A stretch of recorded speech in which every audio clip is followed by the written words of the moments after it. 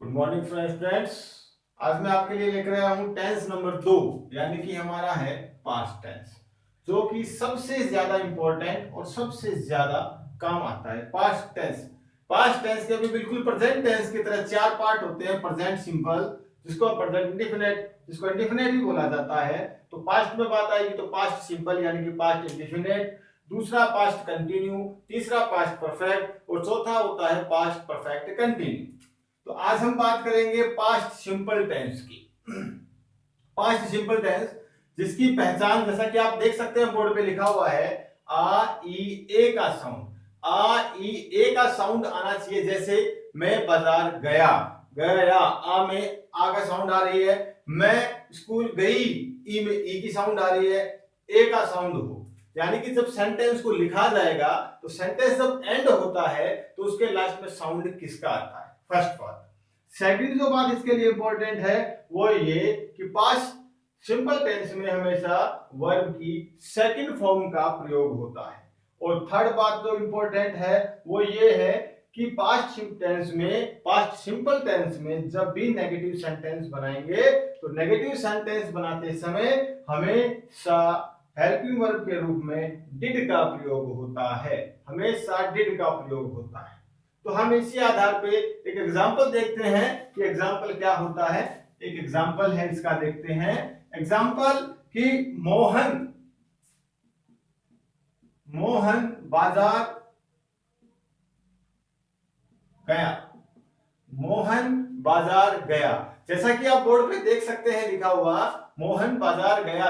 गया में आ का साउंड आ रहा है, यानी कि काम अपने आप में कंप्लीट हो चुका हो। और सेकंड बार काम जब कंप्लीट होता है तो उसके बारे में सटीक जानकारी हमें नहीं होती है, तो हमारा पास्ट सिंपल टेंस होता है, जिसके बारे में आज हम चर्चा कर रहे हैं। इसका फॉर्मूला अभी आपने देखा कि इसकी पहचान क्या है। अब हम देखते हैं इसका फॉर्मूला। पास्ट सिंपल टेंस का जो फॉर्मूला होता है वो सब्जेक्ट प्लस वर्ब की सेकंड फॉर्म प्लस ऑब्जेक्ट, जो कि सबसे इजी और सबसे छोटा। सब्जेक्ट प्लस वर्ब की सेकंड फॉर्म प्लस ऑब्जेक्ट, ये है इसका फॉर्मूला। अगर इसी को हम नेगेटिव में कन्वर्ट करते हैं तो फॉर्मूला बनता है subject plus did not plus verb की फर्स्ट फॉर्म प्लस ऑब्जेक्ट। कब? जब हम सेंटेंस को नेगेटिव में कन्वर्ट करते हैं। नेगेटिव यानी कि नकारात्मक में कन्वर्ट करते हैं। जैसे कि डिड क्यों आया? डिड डू की सेकंड फॉर्म होती है डिड, और जब डिड का प्रयोग होता है, यूज होता है, तो वर्ब में हमेशा वर्ब की फर्स्ट फॉर्म का प्रयोग होता है। सेंटेंस में डिड आने के बाद सदैव वर्ब की फर्स्ट फॉर्म का प्रयोग होगा। जैसे इसका फॉर्मूला सब्जेक्ट प्लस वर्ब की सेकंड फॉर्म प्लस ऑब्जेक्ट। अब हम देखते हैं इसका एग्जांपल कि इसको हम कैसे कन्वर्ट करते हैं सेंटेंस में। एग्जांपल मैंने अभी आपको दिया था, मोहन बाजार गया। जाने वाला है मोहन, सब्जेक्ट हो गया। काम करता है जाने का, तो ये आपकी वर्ब हो गई।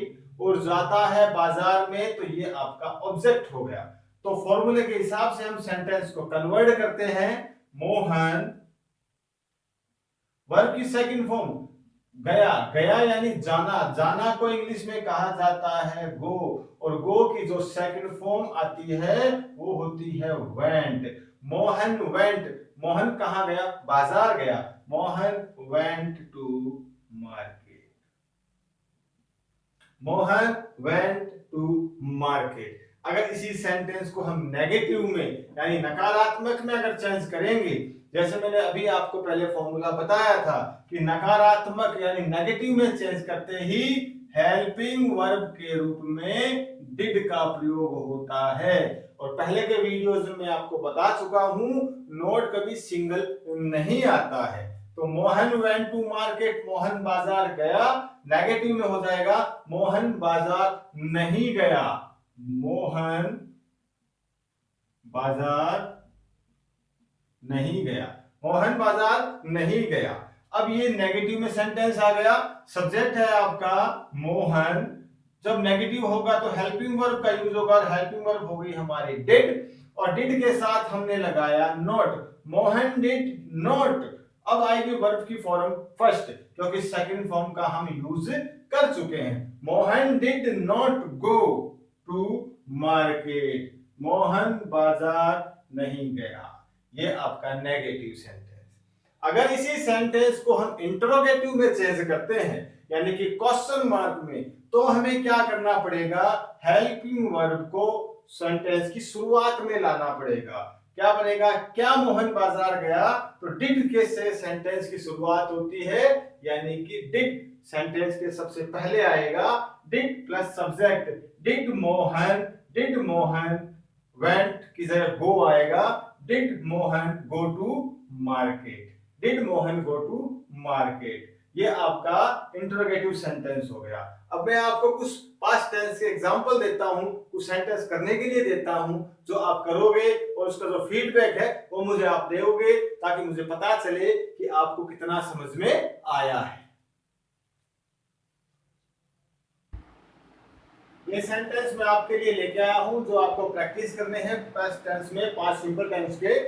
पुलिस ने चोर को पकड़ा, क्या सोहन ने पक्षी देखा, हमने कल एक हिंदी फिल्म देखी, तुम सबने 2 पाठ याद किए, और क्या वह पानी लेने नहीं गया।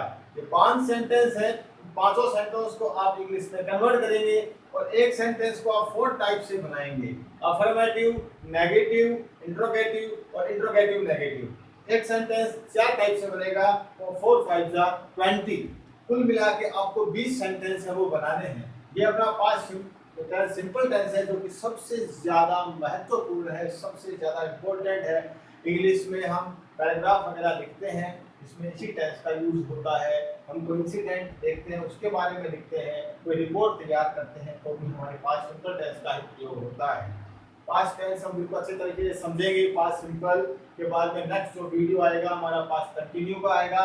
मैं आपसे चाहता हूँ कि आप इन सेंटेंस को उतारिए, इनको कीजिए और अपना फीडबैक वो दीजिए। Thank you. जय हिंद।